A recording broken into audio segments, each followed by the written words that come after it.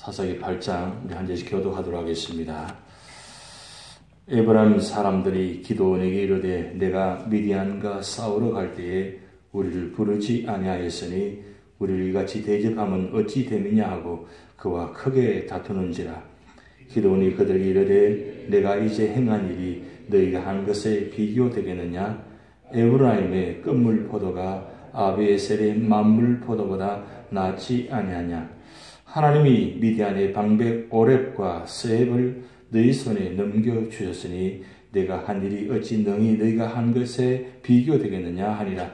기드온이 이 말을 하매 그때 그들의 노여움이 풀리니라. 기드온과 그와 함께한 자 300명이 요단강에 이르러 건너고 비록 피곤하나 추격하며 그가 숫곳 사람들에게 이르되 나를 따르는 백성이 피곤하니 청하건대 그들에게 떡덩이를 주라. 나는 미디안 왕들인 세바와 살문나의 뒤를 추격하고 있노라 하니 숫곳의 방백들이 이르되 세바와 살문나의 손이 지금 내 손안에 있다는 거냐? 어찌 우리가 내 군대에게 떡을 주겠느냐 하는지라. 기드온이 이르되 그러면 여호와께서 세바와 살문나를 내 손에 넘겨주신 후에 내가 들가시와 찔레로 너희 살을 찢으리라 하고 거기서 분엘로 올라가서 그들에게도 그같이 구한즉 분엘 사람들의 대답도 숫곳 사람들의 대답과 같은지라. 기드온이 또 분엘 사람들에게 말하여 이르되 내가 평안히 돌아올 때에 이 망대를 헐리라 하니라. 이때에 세바와 살문나가 갈골에 있는데 동방 사람의 모든 군대 중에 칼든 자 12만 명이 죽었고 그 남은 15,000명 가량은 그들을 따라와서 거기에 있더라. 적군이 안심하고 있는 중에 기드온이 노바와 욕보하 동쪽 장막에 거주하는 자의 길로 올라가서 그 적진을 치니 셀바와 살문나가 도망하는지라. 기드온이 그들의 뒤를 추격하여 미디안의 두 왕 세바와 살문나를 사로잡고 그 온 진영을 격파하니라. 요아스의 아들 기드온이 헤레스 비탈 전장에서 돌아오다가 숫곳 사람 중 한 소년을 잡아 그를 신문하며 그가 숫곳의 방백들과 장로들 77명을 그에게 적어준지라. 기드온이 숫곳 사람들에게 이르려 말하되 너희가 전에 나를 희롱하여 이르기를 세바와 살문나의 손이 지금 내 손 안에 있다는 거냐? 어찌 우리가 내 피곤한 사람들에게 떡을 주겠느냐 한 그 세바와 살문나를 보라 하고 그 성읍의 장로들을 붙잡아 덜가시와 찔레로 숫곳 사람들을 징벌하고 분을 망들을 헐며 그 성읍 사람들을 죽이니라. 이에 그가 세바와 살문나에게 말하되 너희가 다볼에서 죽인 자들은 어떠한 사람들이냐 하니 대답하되 그들이 너와 같아서 하나같이 왕자들의 모습과 같더라 하니라. 그가 이르되 그들은 내 형제들이며 내 어머니 아들들이리라. 여호와께서 살아계심을 두고 맹세하노니 너희가 만일 그들을 살렸더라면 나도 너희를 죽이지 아니하였으리라 하고 그의 맏아들 여델에게 이르되 일어나 그들을 죽이라 하였으나 그 소년이 그의 칼을 빼지 못하였으니 이는 아직 어려서 두려워함이었더라. 세바와 살문나가 이르되 내가 일어나 우리를 치라. 사람이 어떠하면 그의 힘도 그러하니라 하니 기드온이 일어나 세바와 살문나를 죽이고 그들의 낙타목에 있던 초승달 장식들을 떼어서 가지니라. 그때 이스라엘 사람들이 기드온에게 이르되 당신이 우리를 미디안의 손에서 구원하셨으니 당신과 당신의 아들과 당신의 손자가 우리를 다스리소 하는지라. 기드온이 그들에게 이르되 내가 너희를 다스리지 아니하겠고 나의 아들도 너희를 다스리지 아니할 것이요 여호와께서 너희를 다스리시니라 하니라. 기드온이 또 그들에게 이르되 내가 너희에게 요청할 일이 있으니 너희는 각기 탈취한 고기우리를 내게 줄지는 하였으니 이는 그들이 이스마엘 사람들이므로 금 귀고리가 있었습니다. 무리가 대답하되 우리가 즐거이 드리리다 하고 겉옷을 펴고 각기 탈취한 귀고리를 그 가운데 던지니 기드온이 요청한 금 귀고리의 무게가 금 1700세겔이요 그 외에 또 초승달 장식들과 폐물과 미디안 왕들이 붙은 자이세 의복과 또 그 외에 그들의 낙타목에 둘렀던 사슬이 있었더라. 기드온이 그 금으로 에봇 하나를 만들어 자기 성읍 오브라에 두었더니 온 이스라엘이 그것을 음란하게 위함으로 그것이 기드온과 그의 집의 올무가 되니라. 미디안이 이스라엘 자손 앞에 복종하여 다시는 건물을 들지 못하였으므로 기드온이 사는 40년 동안 그 땅이 평온하였더라. 요아스의 아들 여룹바알이 돌아가서 자기 집에 거주하였는데 기드온이 아내가 많음으로 그의 몸에서 낳은 아들이 70명이었고 세겜에 있는 그의 첩도 아들을 낳았으므로 그 이름을 아비멜렉이라 하였더라. 요아스의 아들 기드온이 나이가 많아 죽음에 아베에셀 사람의 오브라 있는 그의 아버지 요아스의 묘실에 장사되었더라.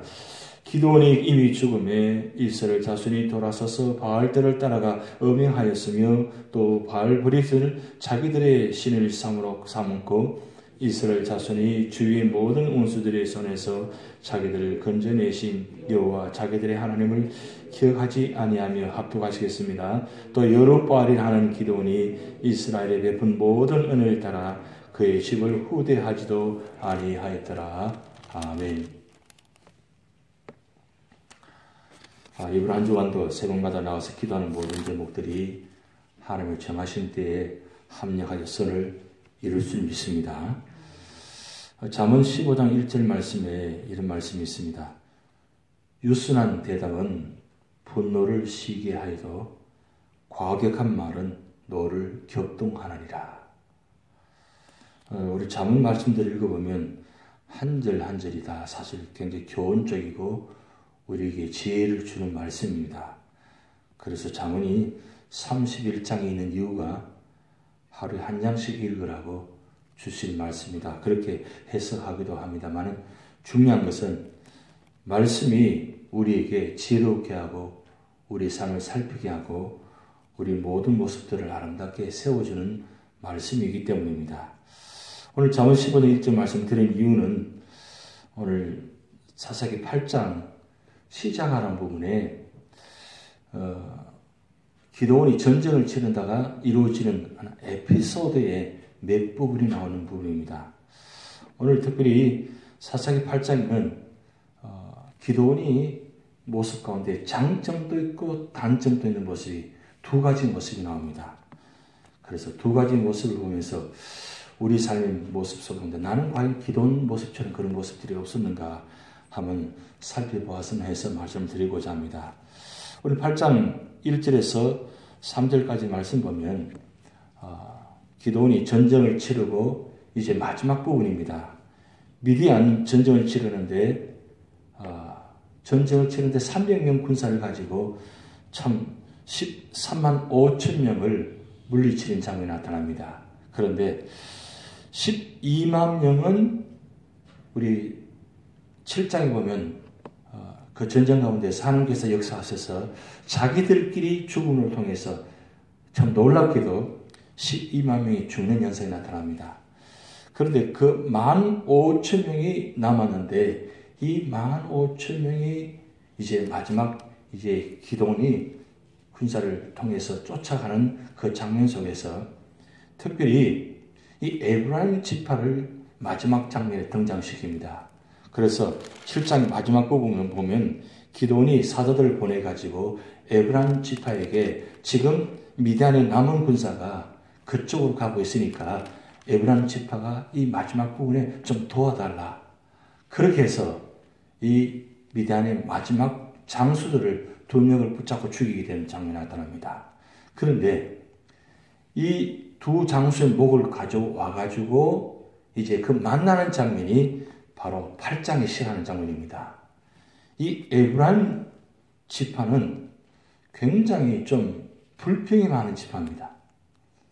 여러분 아시겠지만 이 여호수아가 땅을 분리하는 과정 가운데서 이 유독히 에브라임 지파가 우리 땅이 적어서 숫자가 많은데 좀 더 큰 땅을 달라고 그렇게 요구하는 장면이 많이 나타납니다. 다른 지파들은 다 그대로 순종하고 다 받아들이는데 유독히 에브라임 지파가 이렇게 불평을 많이 합니다. 근데 오늘 이 장면을 보면 이런 장면입니다. 에브라임 지파가 기드온에게 불평한 이유는 뭐냐면 왜 처음부터 자기 지파를 초청해가지고 같이 싸워야 되지 왜 마지막 부분에 우리를 초청했냐. 그래서 여기 보면 우리를 왜 그렇게 대접했냐. 왜 마지막 부분 해가지고 그렇게 하느냐? 이렇게 지금 불평하는 겁니다. 그때에 기도원의 대답이 참 놀라운 대답을 합니다. 오늘 2절 말씀 보면 이렇게 대답합니다. 기도원이 그들에게 이르되 내가 이제 행한 일이 너희가 한 것에 비교되겠느냐? 이제 행한 일이 너희가 한 것에 비교되겠느냐? 이 말은 사실은 기도원 지파가 사실은 처음부터 끝까지 다 전쟁을 다 치렀습니다. 그러면 사실은 전쟁의 주관자는 이 기도원이 한 지파입니다. 그런데 이 에브라임 지파가 왜 우리를 대접을 그렇게 하느냐 그 말 할 때에 지금 이 기도원의 대답이 마지막 부분에 한 일이 지금까지 한 일에 비하면 사실은 당신들 에브라임 지파가 한 일이 가장 큰 일이다. 가장 중요한 일을 했다. 지금 그 말을 하면서 지금 그 비유를 이렇게 합니다. 에브라임의 끝물 포도가 아비에셀의 만물 포도보다 낫지 아니하냐. 하나님이 미디안의 방백 오렙과 세입을 너희 손에 넘겨주시니 내가 한 일이 어찌 능히 너희가 한 것에 비교되겠냐 하니라. 기도원이 이 말을 하며 그때 그들의 노임이 풀리니라. 그렇게 말씀하고 있습니다. 근데 보면 2절 하반절에 에브라임의 끝물 포도가 아비에셀의 만물 포도보다 낫지 않았냐. 이 끝물 포도, 만물 포도, 여러분 단어를 이해하시겠습니까? 포도의 마지막 생산 과정에 열매 거둔 과정에서 사실은 만물 포도가 가장 좋은 포도입니다. 그래서 이 만물 포도를 취해가지고 가장 중요한 포도주 담그거든요. 근데 이 끝물 포도는 만물 포도를 다 거두고 난 후에 남은 것이 끝물 포도입니다. 그래서 이 끝물 포도를 나중에 거두면 맛이 떨어지고 시게 됩니다. 왜? 마지막이기 때문에. 그런데 지금 자기들의 한 일, 이 모든 한 일이 만물 포도 비교합니다. 그런데 에브라임이 한 일이 끝물 포도로 비교합니다. 그런데 에브라임이 한 끝물 포도가 실질적으로는 맛이 없고 열매가 효과가 없습니다. 그런데 지금 비유가 뭐냐면 아무리 끝물 포도라도 우리가 한 이 모든 한 일이 만물 포도처럼 한 것 같지만 사실은 에브라임 끝물 포도 한 일이 더 귀한 일이었다. 더 소중한 일이다. 그래서 이 전쟁의 마침은 당신들이 했기 때문에 이 일이 감당하게 되었다. 그 말을 지금 하고 있는 겁니다. 여기서 기도원이 이 에브라임을 마음을 누리게 평안을 누리게 노를 격동한 노를 이 유순한 대답을 통해 가지고 아주 마음을 평안하게 만들어 줬다는 것입니다. 사실은 기도원의 성격이 원래 좀 소심하고 유약한 성격입니다. 근데 때로는 이 소심하고 유약한 성격이 또는 이럴 때 아주 효과적으로 발휘한다는 겁니다. 근데 사실은 기도원의 성격이 양면성이 있습니다. 굉장히 유순할 때가 소심할 때가 있는데 한편으로는 굉장히 과격한 면이 있습니다. 그리고 자기 주장이 굉장히 강합니다. 근데 대체적으로 성격적으로 소심하고 유학한 분들이 보면 대체적으로 고집이 셉니다. 굉장히 고집이 세요. 그래서 결정적인 순간에 나타나는 모습이 소심하고 유학한 성격보다는 과격한 면이 많이 나타난다는 거예요. 그런데 때로는 이런 소심하고 유학한 성격 때문에 어떤 문제가 잘 넘어갈 때가 있다는 겁니다. 그래서 사실 사람이 장단점이 다 있지 않습니까? 근데 이 장단점을 어느 때에 잘 나타내냐에 따라서 때로는 상황을 잘 모면할 수도 있고 잘 넘어갈 수 있는데 때로는 다른 면에서는 굉장히 과격한 면 때문에 굉장히 어려움을 당할 때가 많이 있습니다. 근데 이 첫 시작할 때는 굉장히 이 요약한 면이 있지만 굉장히 은혜로 잘 넘어갔습니다. 그런데 문제는 그 다음 장면이에요. 그 다음 장면이 뭐냐 하면 4절부터 12절까지 나오는데 기도원이 나머지 300명을 가지고 지금 나머지 전쟁의 마지막 전쟁을 치르고 있습니다. 전쟁을 치르고 따라가고 있는데 그 갓 지파에 속한 숫곳과 분을 사람들이 지금 기도원 용사들이 가다가 전쟁에 싸우는데 지치고 피곤하고 배가 고픕니다. 그래서 갓 지파에게 우리가 피곤하고 힘들고 배가 고프니까 좀 도와달라 하는데 놀랍게도 이 숫곳 사람들과 분을 사람들이 우리는 못하겠다고. 우리는 협조 못하겠다고 아주 단호하게 얘기해버립니다. 왜냐하면 같은 지파의 사람들, 같은 형제들입니다. 그럼 어려울 때 도와줘야 되는데 가장 어려울 때 도와줄 때가 가장 효과적이잖아요. 근데 지금 마지막 전쟁, 마지막 끝물입니다. 이 마지막 끝물인데 도와주었으면 기도원 용사들이 굉장히 힘을 얻었을 텐데 이 숙국과 분을 사람들이 가는 곳마다 자기들이 못하겠다고 도와주지 않겠다고 합니다. 그럴 때에 이 기도원이 갑자기 노를 바랍니다. 내가 전쟁에서 이기게 돌아오면 반드시 당신을 죽이겠다고. 아주 심한 말을 해요. 그래 도와주지 못할 수도 있죠. 왜냐하면 왜 갓 지파가 이 기돈 지파들에게 도와주지 않았냐. 그 이유가 있습니다. 그것은 미디안 군사가 비록 12만 명이 죽었지만 사실은 굉장한 용맹한 군사들입니다. 그런데 옆에서 갓 지파가 가만히 보니까 이 기돈 군사들을 도와주다가 혹여 기돈 군사들이 패배하게 되면 이 미디안 군사들로부터 자기들이 당할까 싶어서 걱정이 돼가지고 미리 두려워가지고 도와주지 못하겠다는 거예요. 그 말을 들을 때 미디안 기돈이 그냥 넘어가면 되는데 넘어가지 못하고 전쟁을 끝까지 치르고 난 다음에 이기고 난 다음에 돌아와가지고 다 죽여버렸어요. 이게 참 안타까운 모습이죠. 때로는 이런 모습들 때문에 같은 형제 간에도 가장 가까운 사람들도 이를 자기도 모르게 성정을 참지 못해가지고 노를 참지 못해가 분을 바람을 통해 가지고 이런 안타까운 모습들이 보여지는 장면입니다. 근데 여기만 이 장면이 있는 부분이 아니기 때문에 그래서 때로는 이런 모습들을 통해서 안타까운 모습도 있다는 것을 우리가 때로는 교훈을 받을 수가 있습니다. 자, 그런데 그 다음 장면에서 보면 또 이 기도원이 굉장히 놀라운 장면이 나타나는데 여러분 23절 말씀 한번 같이 읽어보겠습니다. 23절 말씀 기도원이 그들에게 이르되 내가 너희를 다스리지 아니하겠고 나의 아들도 너희를 다스리지 아니할 것이요 여호와께서 너희를 다스리시니라 하니라. 자, 이 말씀 무슨 말씀이냐면 옆에서 주변에서 가만히 보니까 이 기도원 군사가 대단하거든요. 특별히 기도원을 보니까 이만하면 이 이스라엘 다스릴 왕으로 삼아도 되겠다. 그래서 주변 사람들이 전쟁이 다 끝나고 난 다음에 이 기도원에게 이야기합니다. 당신과 당신의 자손들이 이 나라의 왕이 되어옵소서. 왕이 되어서 우리를 다스리게 하옵소서. 이렇게 쉽게 써옵니다. 그럴 때에 기도원이 대답하는 장면이 바로 23절 말씀이 우리는 다스리지 않았다고. 다스리시는 하나님 여호와시라고. 여호와께서 이 나라를 다스려야 진정한 다스림이 있다고. 그 말을 지금 하고 있습니다. 결국은 여호와가 하나님께서 결국 이 나라를 다스려야만 진정한 다스리면 이 믿음이 기도원에게 있었다는 사실입니다. 비록 성경에 단점도 있고 장점도 있지만 기도원은 성격으로 하나님을 믿은 것이 아니라 하나님 말씀으로 믿음으로 하나님을 믿었다는 사실이에요. 여러분 신앙생활 보면 성격대로 믿는 분이 있고 믿음으로 말씀을 믿는 분이 있습니다.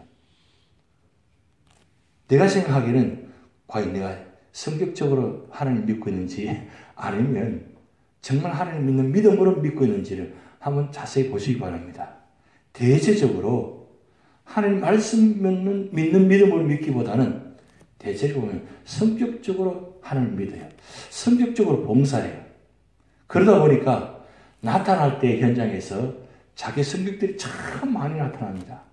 지나가면 될 텐데 지나가지 못해가지고 그것 때문에 말 한마디 때문에 한 모습 때문에 서로 이런 모습들이 안타까운 모습들이 참 많잖아요.